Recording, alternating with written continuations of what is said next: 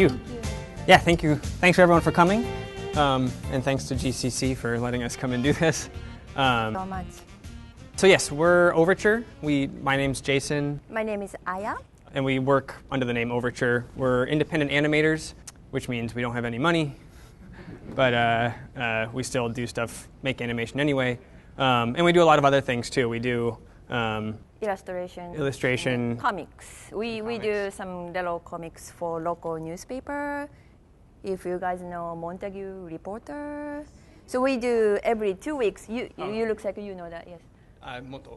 Oh, okay. So we do little comics for local newspapers, and it names Montague Reporter. And have you guys seen Montague Reporter? Yes? Yes? Great. It's not every week, but Yeah. and we also do some performance stuff, or we have done some performance work. We do sometimes some live sort of puppetry sort of work. But this photo is from a show we did in Tokyo with kind of doing puppetry toward matching up with music, live music. Mm-hmm. So and we've done that a couple of times. But most of the time it's just animation, and we do it on a very simple budget scale. We have light boxes, which I'm sure a lot of you have seen before, and we just attach basically what's a 3-hole punch pegboard to it, punch holes in regular copy paper, and do frame by frame. They use pencil and then normal copy paper. We use a lot of watercolor and gouache for the colors in our animation. And we have a short reel that we thought we'd show, not really show full animations. We were here last year and did a little talk and showed pretty much all of our animation then. So I thought just for anyone who's not super familiar with our work or hasn't been able to stop by, we'd show a little reel, which is like.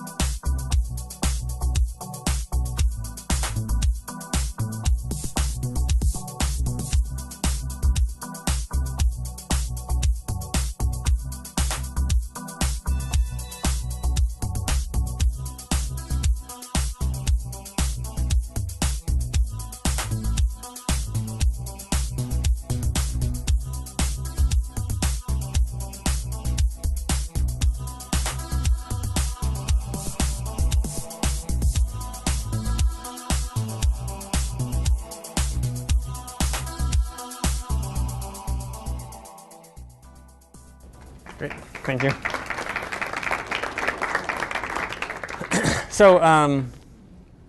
So collaboration plays a huge role in what we make. It allows us to sort of get outside of ourselves, Yes. outside of our individual sort of egos, and find things that we wouldn't individually necessarily discover or think of. So this is a couple examples of illustration work that we do that improvised, collaborative. There were some guidelines initially, but for the most part, it was just both of us kind of attacking logistically a piece of paper with ink and paint.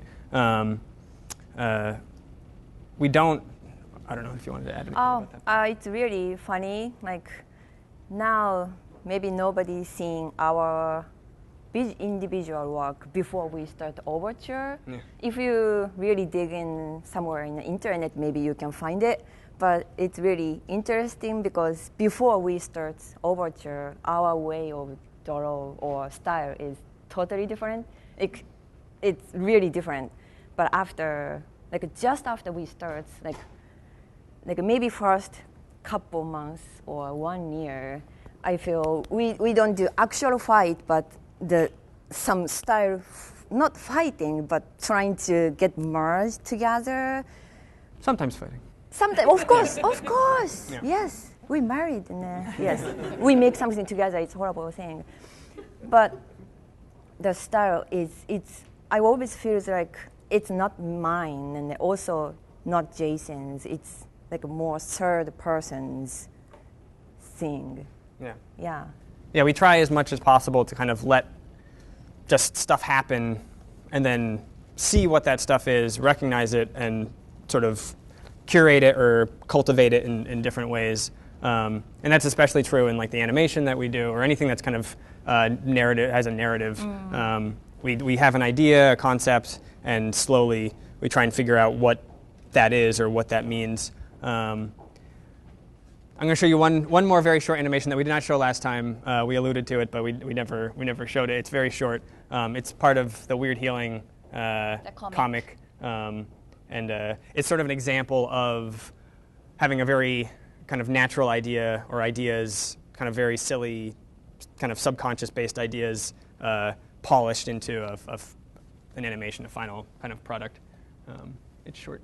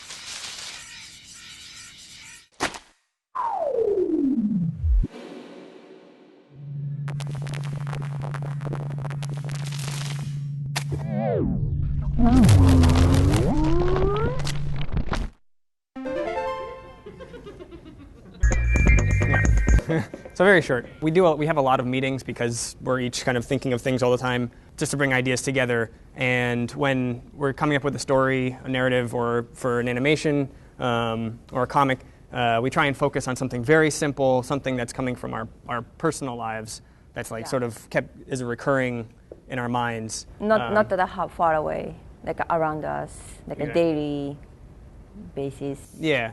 Past themes. Even it looks like weird. Yeah. But yes. Yeah.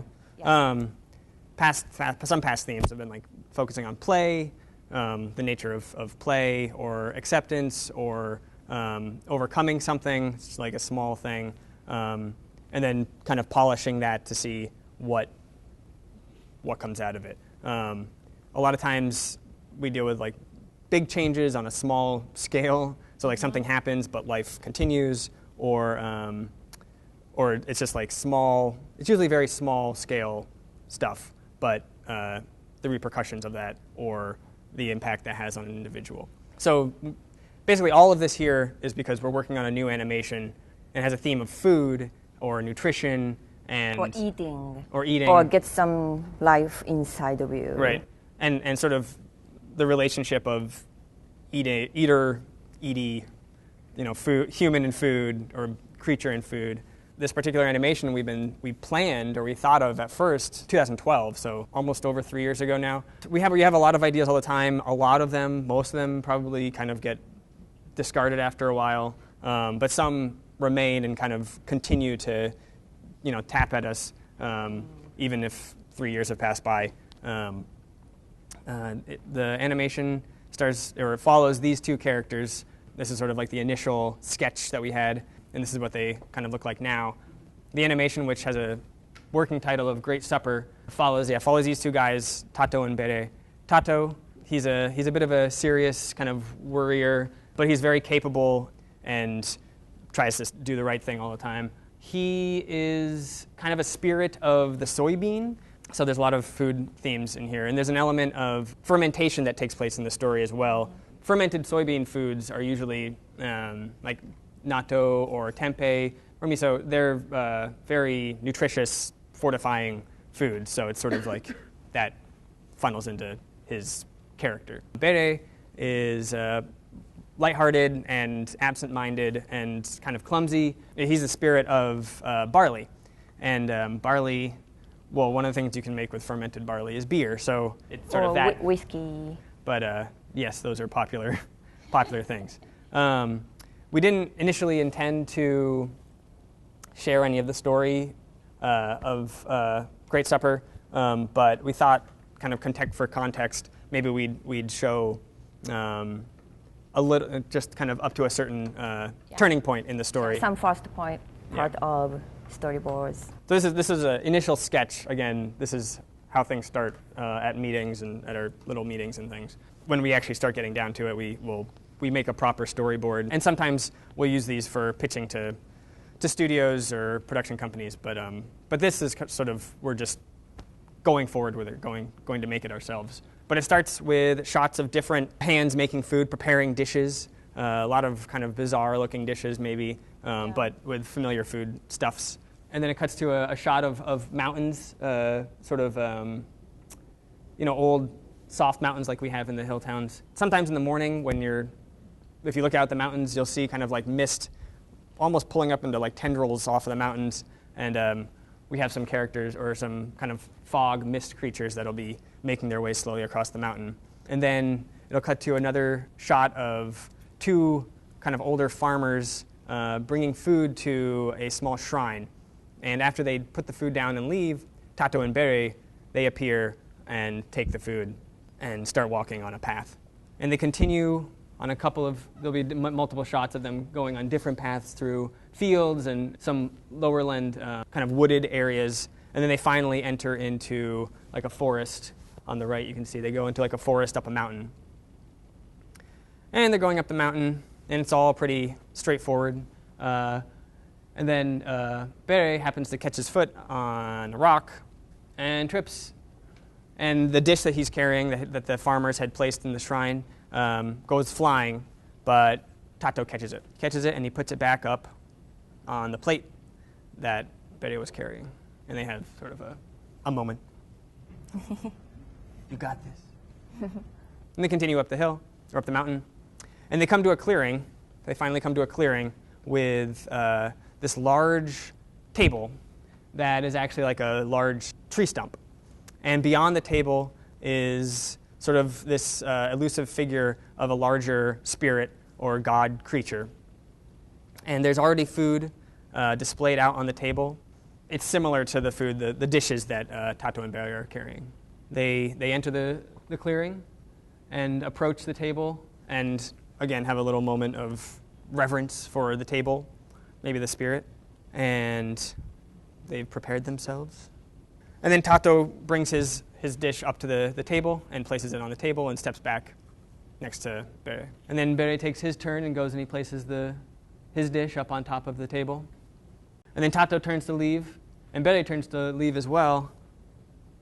But Tato's hair gets caught in the dish as he's turning, and it pulls the dish off the table onto the ground. The dish breaks open, and all of the creatures, all of the food spirits that were making up the dish escape out of it and take off. Tato and Barry are kind of freaking out.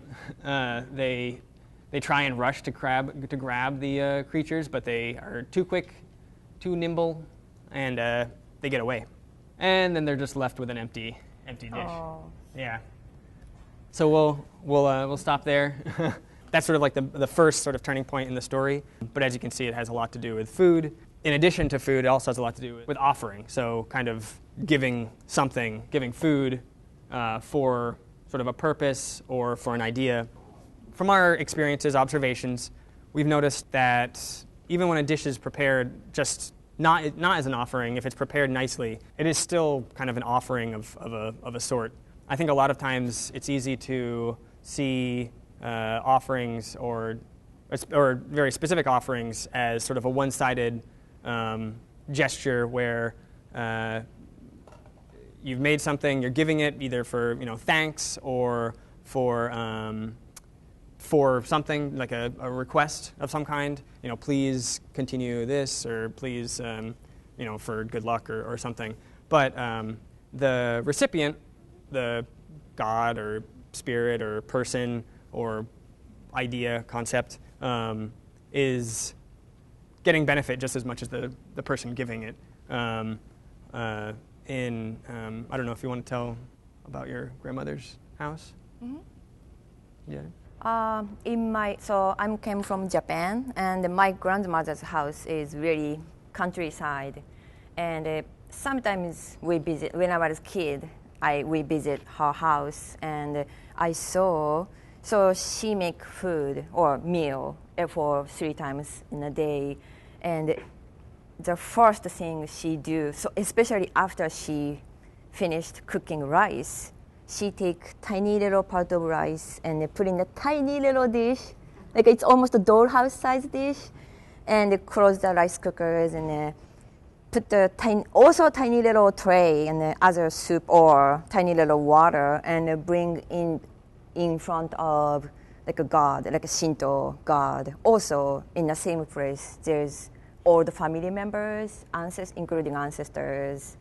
And she bring it, and sometimes I help. Aya-chan, come with me, and you need to help it, and I bring them, and so we have a little moment like we don't say anything but like feeling, say thank you, we are here. Then she said, okay, let's eat. Now humans turn. So everything is first for gods or Shinto gods or all the family members, and then we can start eating. Yeah. Yes. Yeah. And those gods and the ancestors, they get the benefit of recognition, of reverence, and it's sort of a mutual exchange. And I think in the story of Great Supper is kind of part of what we're exploring in that. This is one example. An example of, this is actually Shinto and Buddhist offering spaces next to each other. Well, they're both getting offerings. It's for ancestors specifically, but they're both getting food offerings and alcohol offerings. Yeah, and, in a little different way, but they both get from same community members. So maybe you bring two snacks, and here this. So it's kind of interesting. Like you surprised a lot. Well, it's not super common in most communities. It's separate, like Buddhist family ancestors go over here, Shinto ancestors go over here, but this community decided to put them right next to each other. So I thought that was very nice. And they're both doing a similar activity of offering to their ancestors. This is little like so inside of a little house. I think my uncle made it. Yeah. But inside of a house, tiny little statue for kind of a protection. We call Ojizo-san or Jizo. Tiny little stone statue and protecting this area. And I think he or she or this statue is here before this family starts everything. So Before they bought the land? I think so.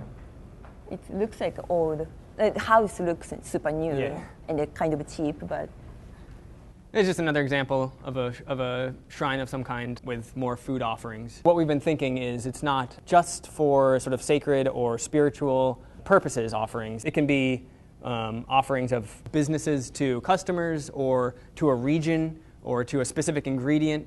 So if a region makes very specific, very good like beans or something, they may make this very beautiful, beautifully prepared food that is in reverence of that bean, that specific produce. Or it could be offerings sort of to of a semi-sexual nature. This is kind of has implications, I feel.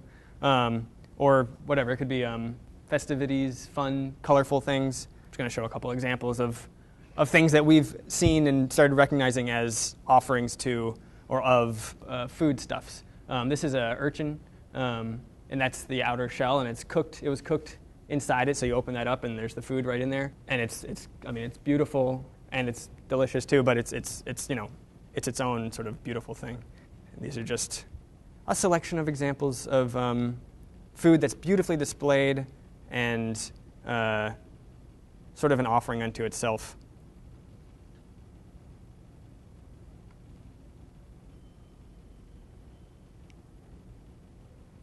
Even you are not making food for anybody, inside your house, you making your food.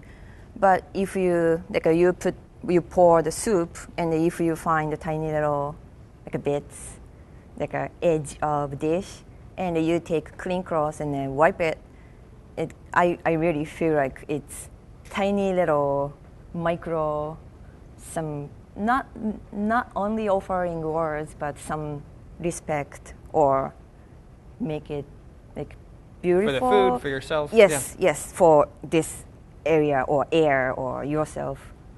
So this is Shen Nong. He's sort of been so we planned Great Supper in 2012, and along the way, we read things and hear from other people, different stories, and sort of it helps enrich the story that we initially came up with and sort of explains things retrospectively that we had thought of sort of naturally. But Shen Nong is one of these characters who's really inspired us since thinking of the story. And Shen Nong is sort of a mythical character from China, about 4,500 years ago, supposedly lived. He's also called the Emperor of Five Grains. And he's one of three major mythical kind of emperors that existed thousands of years ago. And he's credited with bringing agriculture to China or to human civilization with the plow and the hoe and the axe.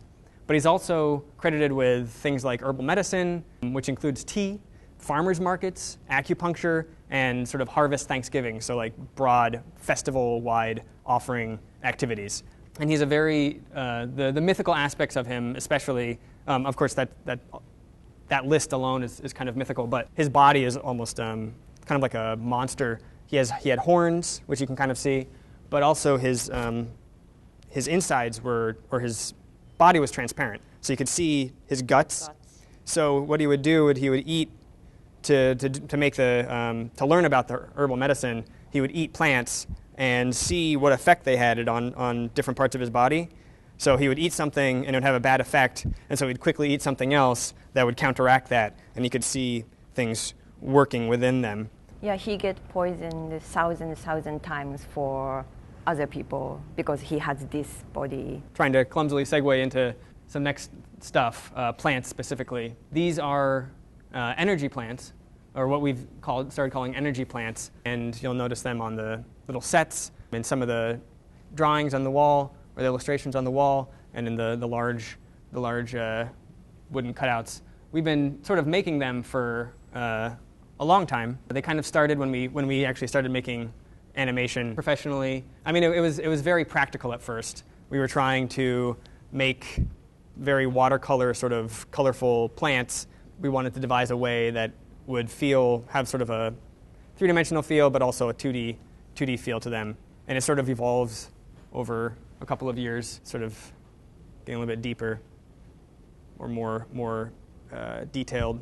And then last year, we released a book with a musician that was a pop-up book. We had an opportunity to make a pop-up book, and we took that opportunity to sort of start making 3D versions of these plants last year, or this year. Every year and so it's still a little segmented and simplified, but every year we make a New Year's card for people to send out to people and just say Happy New Year. Sometimes digital, sometimes paper. And we took that as an opportunity to kind of test a more proper 3D version of these plants, but in a animation setting. So we also made an animation version, sort of just a proof of concept to ourselves that this could work. And so here the plants, so for a Great Supper, it's sort of an autumnal setting. So we wanted to make the plants sort of orange and red. Here, of course, it's sort of a winter setting, but the plants were made with that in mind. And we noticed they were starting to take on sort of a different flavor from what we had created previously in the animations and in the pop-up book. They had more of a coral, sea anemone sort of look to them in some regards. And we started to think, like, why or what are we trying to do with this? And that's where the energy plant thought came into play, where we realized these are more like the essence of a plant. So in the sea, there's less gravity.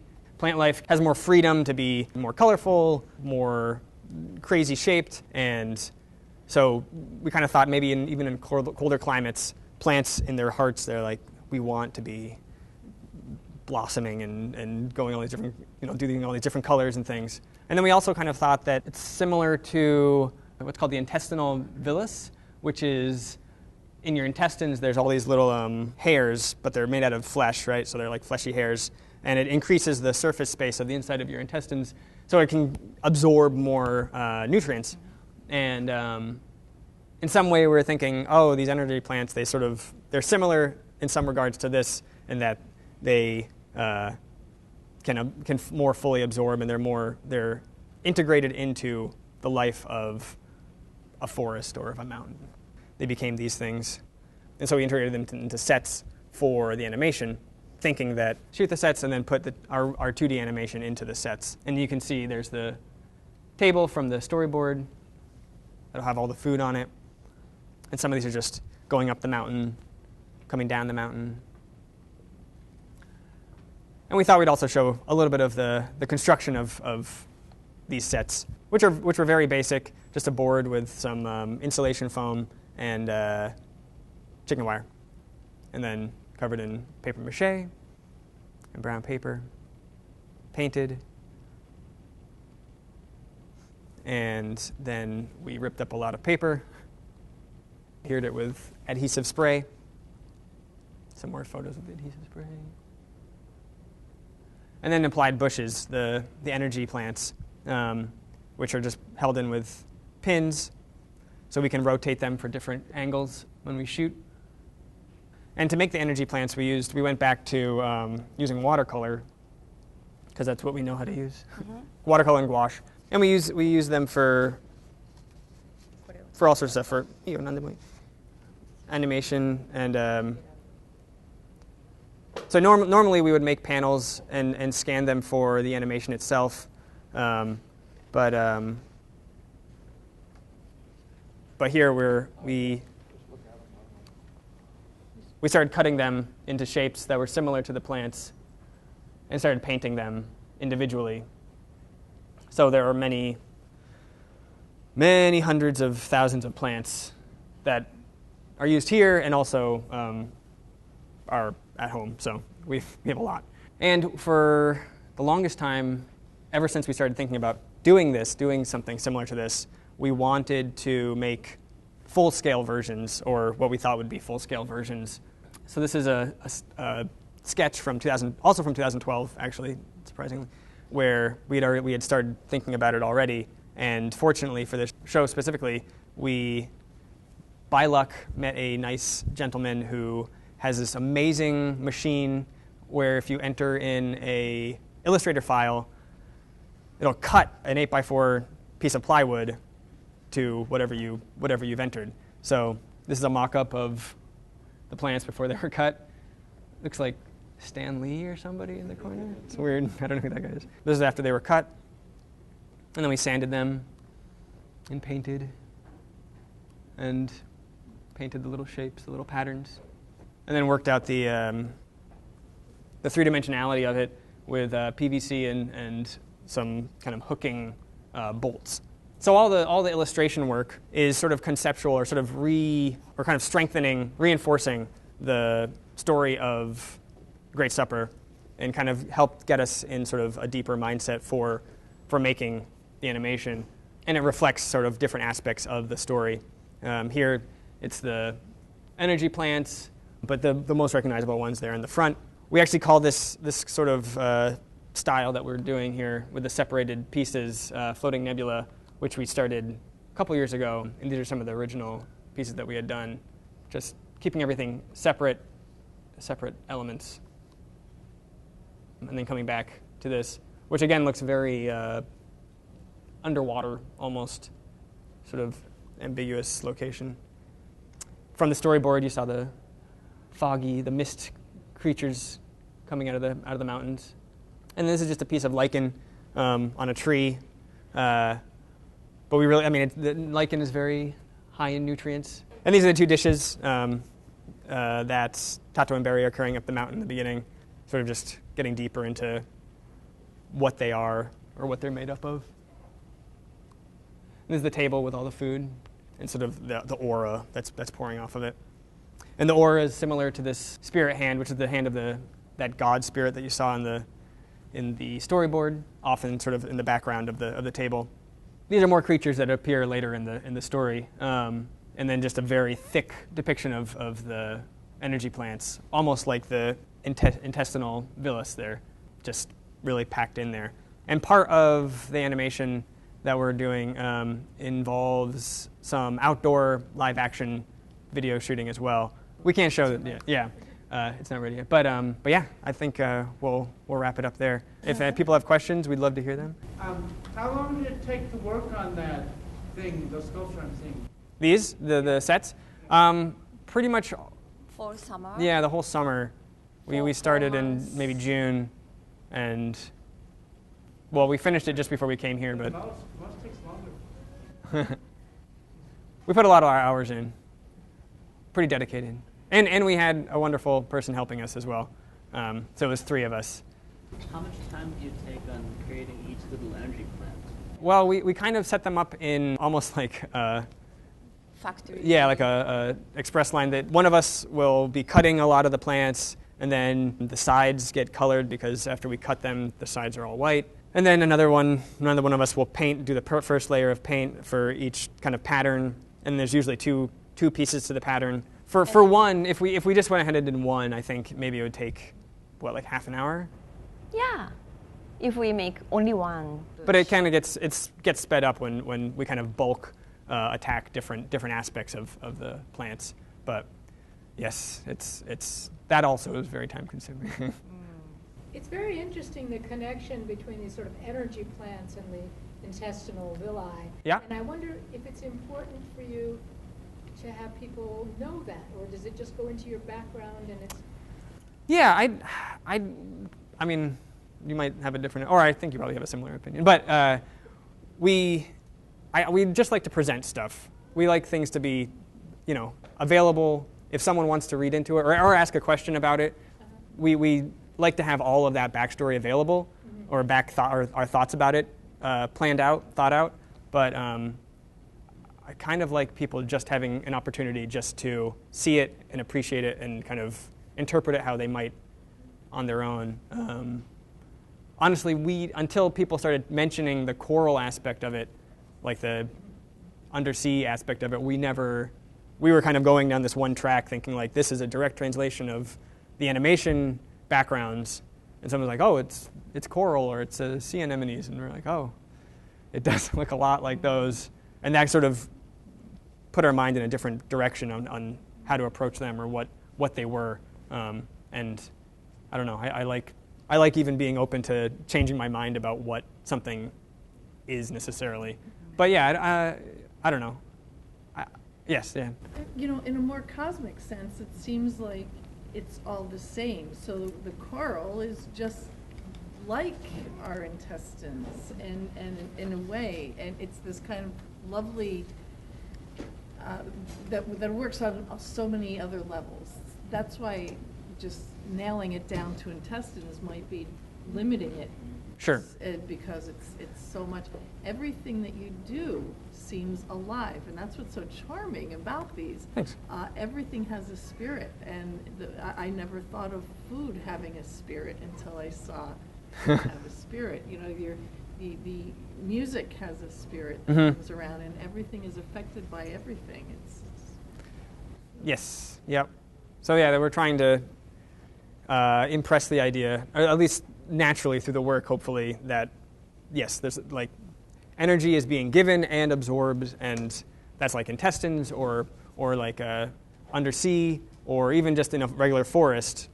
There's this balance of or giving and taking of nutrients, I guess, is the idea. How would you identify in your stuff, Western myth and Japanese myth? There's a lot of maybe Shinto or sort of animism in our work, but we don't normally approach anything as this is coming from, a Western perspective necessarily or an Eastern perspective. But I think just by the nature of collaborating or just being open to. So we initially, the very beginning of when we started working together, we were doing a lot of exquisite corpses, or we sort of evolved out of doing exquisite corpses, where we would take turns drawing things, and just the result would be, a mess, or this weird amalgamation of both of our perspectives. And I think we've tried to retain that essence whenever we do an animation or an illustration. We try and let go of the direction that things are going in, let it happen. And as a result, I mean, again, there's a lot of animism, so I guess that's maybe more of a Eastern thing, but maybe it's more of, I don't know. Exactly, that's what I was thinking when I was saying it's not exactly, animism is all over the world. Yeah, so. And also, maybe it's not the answer of your questions, but I really want to see what brings us to make, like, after 30 years or 50 years, because now inside of me, the American Aya is 10 years old in this year, and I already have like 10 years experience, and I don't feel me as like 100% Japanese or Eastern or Asian like people anymore. I can hug or I do everything in every 10 years, and then now I'm starting becoming something different. And I feel like every time I go back to Japan, I feel, I can't go back where I was or who I were.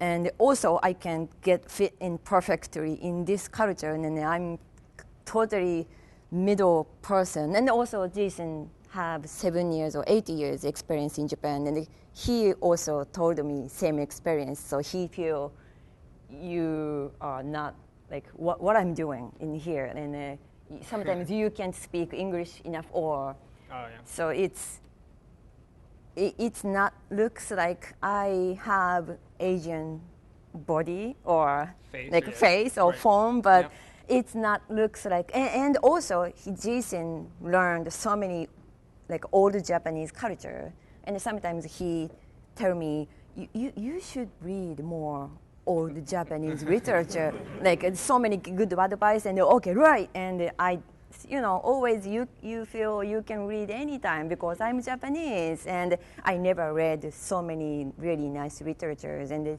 I decide to get super old guys and like a Mrs.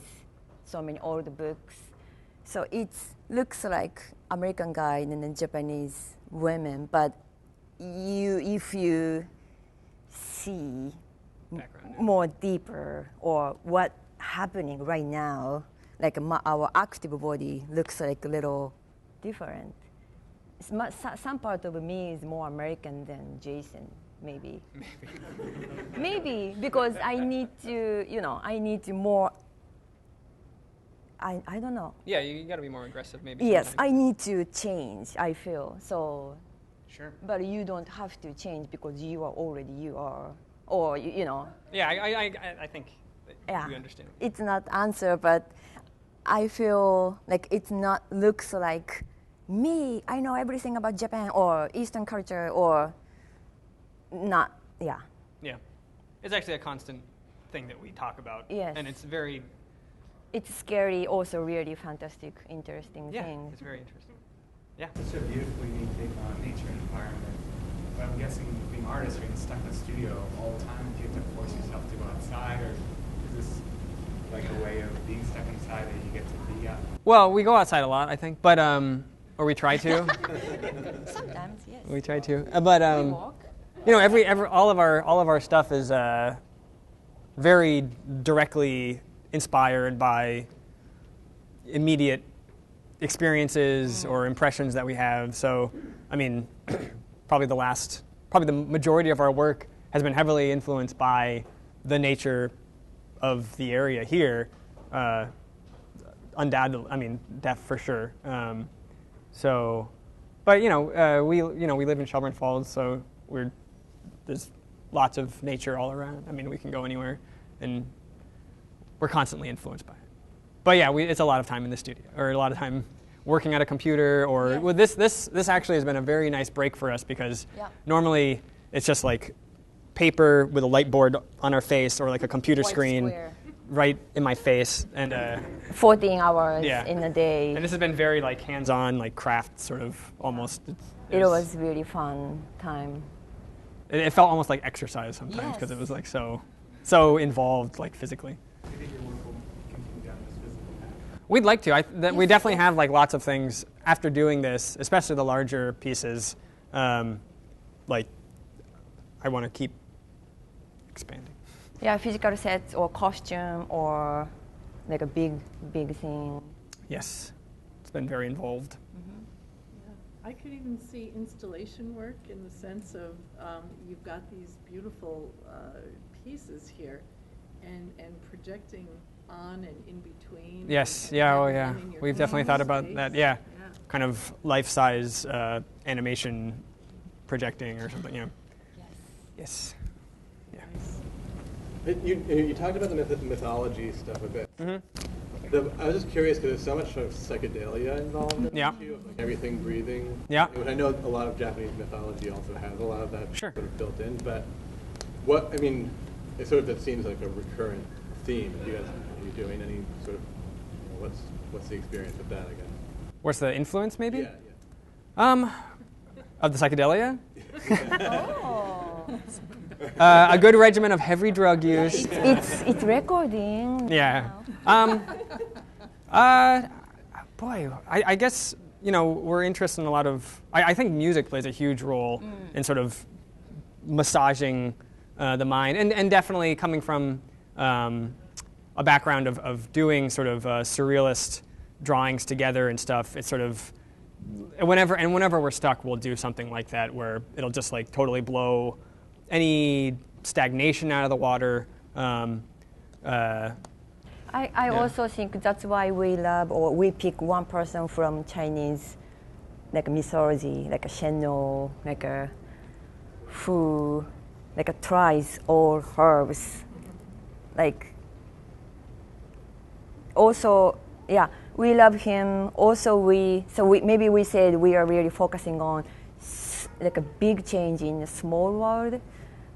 You feel big differences if you are really exhausted or something even tiny little tea changes your attitude or feelings. Right. And yeah, sorry. Oh, no. So I really, me and Jason really loves tiny little daily thing actually have power to change your daily life or even change your mind. Intestines have another brain, right? And we don't usually bring this up with people that much because we don't feel like we're experts. But we do a lot of like tarot, I Ching stuff. We are heavy into like Jodorowsky, Steiner, Rudolf Steiner,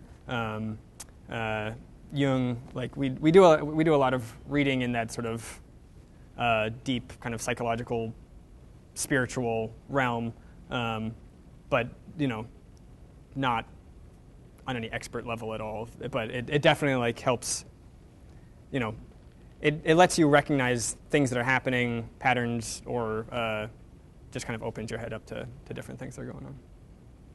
Not a lot of drug use, basically. But yeah, before drug, even tiny little water, like a cup of water, can change like your feelings. So yeah, so many things has poisons, but like some really good way of use. Right.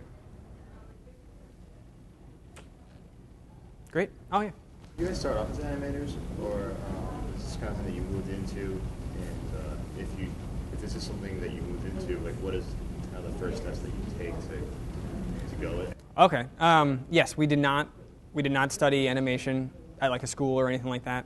I studied Japanese literature in Japan, and we met.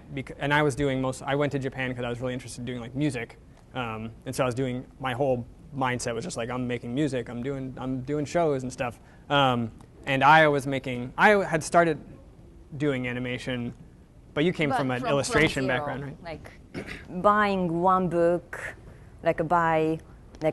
getting money from 3 friends, and okay, let's get one book, and we read everything, and trying to move blue circle like a left to right, and then we just excited like this level, like a super -0 level.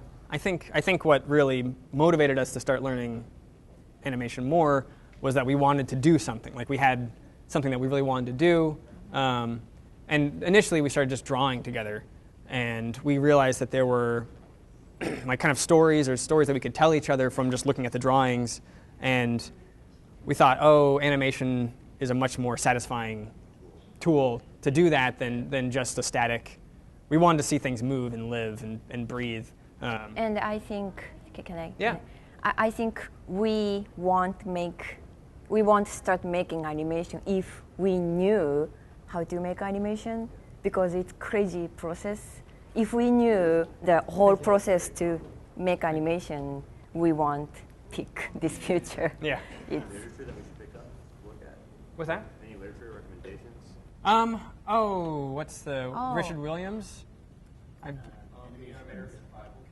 yes. Yes, yeah. We have Japanese version and English version. That was huge for us in just terms of like very basic movements and stuff. There's also, I feel like now online, just do like YouTube searches and there's so many tutorials like that people put out for free. Also, I think don't too much look. Yeah, don't look too much. Make a lot of mistakes. Yeah, Do a lot of like or crappy stuff first. You feel We made a lot something, of terrible everybody animation. did something already, and maybe inside of you starts feeling, I don't have to do it. Like, so just do it, like, and or inside of you already know how to do it, and it just. Yes. Because if you don't know all of the different factors or like different possibilities, you'll potentially make something that's brand new. Yeah, you pick some weird path which nobody or no like art school way, super weird way, and makes you more bright, and that's awesome. Yeah, don't stop it. And Yeah. Is that it? We're good? yes. Anything else? I think it's good. Great. Thank you. Thank you. Thank you so much.